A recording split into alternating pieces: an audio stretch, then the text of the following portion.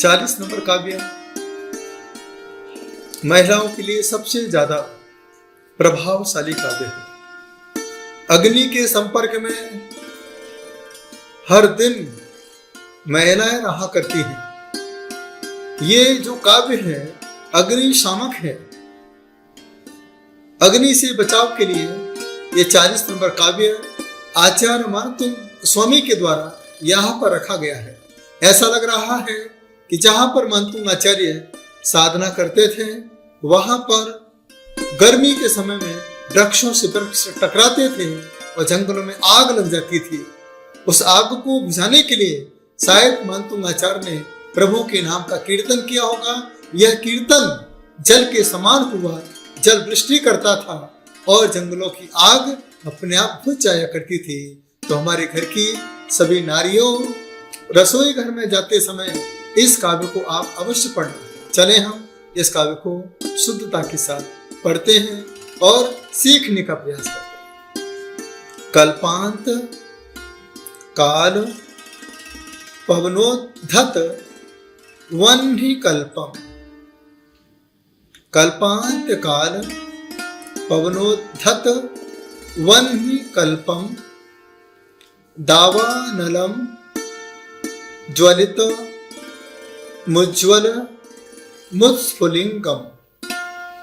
दावानलम ज्वलित मुज्ज्वल मुत्स्फुलिंगम विश्वम जिघत्सुमिव सम्मुख मापतंतम। विश्वम जिघत्सुमिव सम्मुख मापतंतम त्वन्नाम कीर्तन जलम समयत्य शेषम। त्वन्नाम कीर्तन जलम समयत्य शेषम। एक बार फिर देखिए पूरे मनोभाव के साथ। कल्पांत काल पवनोद्धत वह्नि कल्पम दावानलम ज्वलित मुज्ज्वल मुत्स्फुलिंगम विश्वम जिघत्सुमिव सम्मुख मापतंतम त्वन्नाम कीर्तन जलम समयत्य शेषम। अब आप इसे पूरे मनोभाव के साथ संगीत में सुने और अपने मन में आनंद का अनुभव करें। कल्पांत काल पवनोद्धत वह्नि कल्पम दावानलम ज्वलित मुज्ज्वल मुत्स्फुलिंगम विश्वम जिघत्सुमिव सम्मुख मापतंतम त्वन्नाम कीर्तन जलम समयत्य शेषम। शब्दार्थ।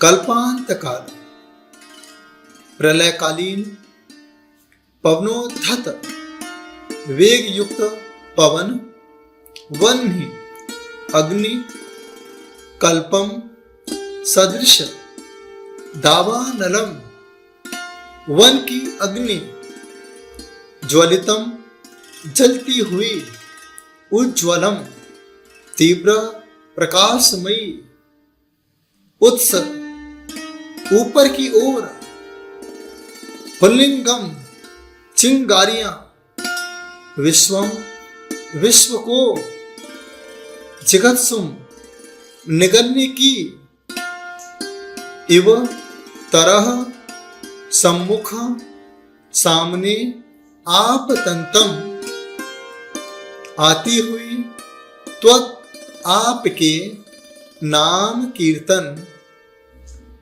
जलम नाम का गुणगान रूपी जल, समयति शांत करता है, अशेषम पूर्ण रूप से।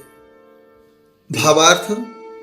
हे भगवान, प्रलयकालीन महावायु के झकोरों से धधकती हुई भीषण दावानल की प्रचंड आग भी, जिसकी चिंगारियां आकाश की ओर उड़ रही हैं और जो आग समस्त संसार को ही भस्मसात करती हुई जान पड़ती है, ऐसी भयंकर दावाग्नि भी आपके पवित्र नाम स्मरण रूपी जल से तुरंत ही बुझ जाती है। आचार्य मानतुंग स्वामी जंगल की ओर ले जाते हैं, जहां पर पेड़ों में आग लगी है, पूरा जंगल जल रहा है। उस समय उस जंगल की आग को बुझाने वाला कोई जल नहीं है, लेकिन यहां मानतुंग आचार्य इस काव्य के माध्यम से कहते हैं, तो नाम कीर्तन जलम समयत्य शेषम। आपके नाम का कीर्तन जल का काम करता है। आज भी हम देखते हैं जहां जहां सूखा होता है, लोग कहते हैं इस समय पानी नहीं बरस रहा है, तेज गर्मी पड़ रही है, हे प्रभु, हे भगवान, ये सारे खेत सूख जाएंगे, किसान परेशान हो जाएंगे। उस समय जगह जगह पर पाठ होते हैं, विधान होते हैं, अनुष्ठान होते हैं। अनुष्ठान विधान के प्रभाव से आकाश में बादल बन जाते हैं और झमाझम पानी की बरसात हो जाती है। आज भी ऐसा पंचम काल में देखा जाता है। ये होंडा सर्पड़ी काल है, प्रलय काल है। जो नहीं होना है वो इस पंचम काल में देखने को प्राप्त हो रहा है।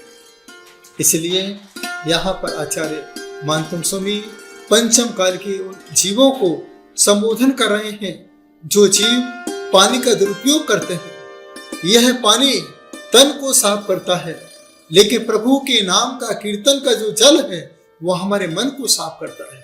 हमारे अंदर भी आग लगी हुई है। यह आग क्रोध की आग, मान माया लोभ की आग लगी हुई है। जब कोई आपकी बात नहीं सुनता है, आपका चेहरा एकदम लाल हो जाता है, आपके पूरे शरीर में आग लगने लगती है कि इसने मेरी बात क्यों नहीं सुनी। उस समय क्या करें? उस समय एक ही उपाय है, 40 नंबर का। कई बार झगड़ा पति पत्नी में होता है और पिटाई बच्चों को पड़ती है। वो आग कहाँ निकालते हैं? वो आग बच्चों पर बरसाते हैं। बेचारे बच्चे कुछ बोल नहीं पाते हैं। एक ही शब्द आज इस काव्य के माध्यम से आपसे कहना चाहता हूं। घर को क्रोध मुक्त करने के लिए ये 40 नंबर काव्य है। प्रातः काल उठने के बाद पूरा परिवार एक साथ भक्तामृत का पाठ करे। समय कम हो, 40 नंबर काव्य का पाठ करे। 1 गिलास पानी रखे और पानी के साथ जब भक्तामृत का पाठ करे, जिन्हें बहुत क्रोध आता है, कषाय भाव से भरे होते हैं, वह पानी सबके साथ ग्रहण करें, जिससे यह जल मंत्रित हो जाएगा और आपके अंदर की क्रोध, मान, माया, लोभ अर्थात कषाय का समन करेगा और आप यह परिवार स्वर्ग के समान हो जाएगा। याद रखना, आज व्यक्ति को गुस्सा क्यों आता है? क्योंकि वह किसी को बोल नहीं पा रहा है। जो अच्छा वक्ता है वो बातों ही बातों में जवाब दे देता है, जिसके पास बोलने के शब्द नहीं है वह अपने हाथों का उपयोग करता है, क्रोध कषाय करता है।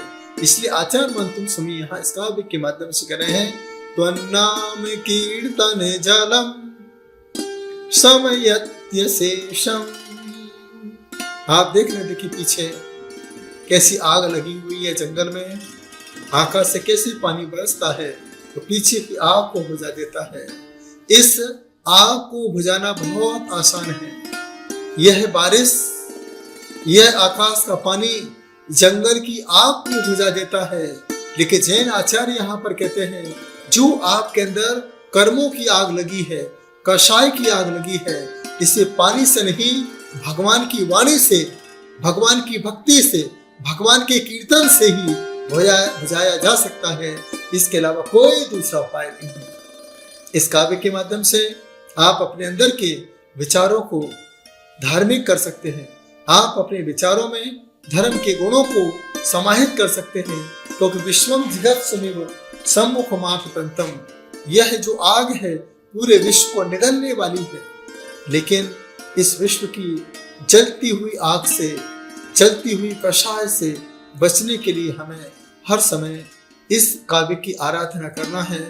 कैसे करना है? तो इसके लिए सबसे बढ़िया उपाय आपके लिए बता रहा हूँ। प्रातःकाल उठने के तुरंत पश्चात पूरब दिशा की ओर मुंह कीजिए। नदी के किनारे बैठ सकते हैं, सरोवर के किनारे बैठ सकते हैं, समुद्र के किनारे बैठ सकते हैं। जहाँ पर पानी की मात्रा ज्यादा हो वहां पर बैठ करके आप इस काव्य की आराधना करें। जिनके पेट में बहुत जलन होती है, डाइजिन टैबलेट लेते लेते काफी समय हो गया, फिर भी पेट की यह आग नहीं बुझी है, इस आग के शमन के लिए आप ऐसे स्थान को चुनें जहां पर बैठ करके आप इस काव्य की पूरी मनोभाव के साथ साधना करें। थोड़ा सा जल मुंह में भर लें। मुंह में भरने के बाद इस काव्य को मन ही मन में पढ़ते रहें। पढ़ते पढ़ते इस जल को धीरे धीरे धीरे धीरे अंदर ग्रहण करते जाएं और इस मुद्रा को बना के बैठें। ये मुद्रा अपान वायु मुद्रा है। इस मुद्रा के साथ आप इस काव्य की आराधना करेंगे। धीरे धीरे आपके अंदर की जो जलन है वह शांत होती चली जाएगी। हमारे अंदर की जो जठराग्नि कमजोर है वह तीव्र होगी और आपकी भोजन पचने की सामर्थ्य अपने आप बढ़ती चली जाएगी। यह काव्य अपने आप में बहुत प्रभावशाली है। जो महिलाएं रसोई घर में भोजन बनाती हैं वह इस काव्य को कम से कम 4 बार पढ़ के भोजन बनाएं। यही प्रभु से प्रार्थना करें, यह भोजन अमृत का काम करे, यह भोजन इस परिवार के लिए मंत्र का काम करे। लोगों के मन के अंदर सरलता, सौम्यता, शांत भाव पैदा हो, यह काव्य है। इस काव्य के साथ रिद्धि जाप भी है और मंत्र जाप भी है। रिद्धि जाप ओम ह्रीं अर्हं नमो काय बलीडं झ्रौं झ्रौं नमः स्वाहा। मंत्र जाप ओम ह्रीं श्रीं क्लीं रां ह्रीं अग्निमुपशमनं शान्तिं कुरु कुरु स्वाहा। ओम सौं ह्रीं क्रों ग्लौं सुंदरपाय नमः। लाल वस्त्र पहनकर पूर्व दिशा की ओर मुंह करके मंगल कलश यंत्र की स्थापना करके एक घी का दीप लगा करके गुग्गल की धूप खेते हुए 12,000 जाप करते हैं तो हमारे क्रोधाग्नि का शमन होता है। बार बार हमारे घरों में आग लगती है, वह आग भी शांत होती है। इसके अलावा हमारे जीवन में पूरे परिवार की स्थिति साम्य सौम्य भाव के साथ, शांत भाव के साथ व्यतीत होती है। यह काव्य अपने आप में प्रभावशाली है। इसे हम आत्म ध्यान में भी उपयोग कर सकते हैं। नाभि से 1 अंगुल ऊपर एक मणिपुर चक्र है, यहाँ पर आप रम रम रम, इसके साथ जब ठंड के मौसम में बहुत जब ठंडी लगे तो आप इस प्रकार की मुद्रा बना करके ऐसे बैठ जाएं। रम रम रम, इस मंत्र का जाप करते रहेंगे। ऑटोमेटिक 5 मिनट में आपका पूरा शरीर पसीना पसीना हो जाएगा। यह बहुत प्रभावशाली काव्य है। यह प्रभावशाली काव्य आपके अंदर ऊर्जा पैदा करे, आपके अंदर एक शक्ति पैदा करे, जिस शक्ति से आप संसार में रह करके प्रभु की भक्ति कर सकें। यह काव्य आप लोग बड़े आत्मीयता के साथ करें और अग्नि उपशमन, अग्नि का समन करके अपने जीवन को चमन करें। प्रेम से सुना, अनुग्रहित हूँ। ओम नमः।